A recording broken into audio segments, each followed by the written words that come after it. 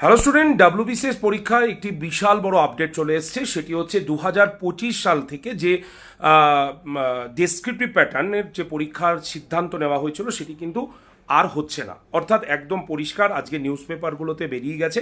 তোমরা অনেকে news paper check করেছো এবং আমার হাতেও একটি নিউজ পেপার রয়েছে, আমি দেখলাম সেখানে কি আছে। আমি একদম নিউজ পেপারটাই বলি যে পুরনো সিলেবাসে ডাব্লিউবিসিএস পরীক্ষার সিদ্ধান্ত বহাল রাখলো রাজ্য সরকার।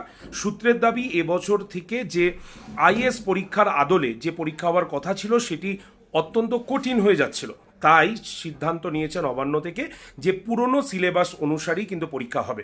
সুতরাং নতুন প্যাটার্ন আপাতত আসছে না, পুরনো প্যাটার্ন এমসিকিউ প্যাটার্নেই পরীক্ষা হচ্ছে। এবং শুধু তাই নয়, বাংলা, হিন্দি, নেপালি, উর্দু, সাঁওতালি এই ভাষাতেও কিন্তু পরীক্ষা দেওয়া যাবে। তাই যারা ডাব্লিউবিসিএস এর প্রিপারেশন নিতে চাইছো তারা অবশ্যই কিন্তু ডাব্লিউবিসিএস এর প্রস্তুতি শুরু করে দাও, কারণ জুলাই মাসে পরে থেকেই তোমরা দেখতে পাবে অলরেডি কিন্তু আপডেশন শুরু হয়ে গেছে এবং তোমরা নোটিফিকেশনও পেয়ে যাবে।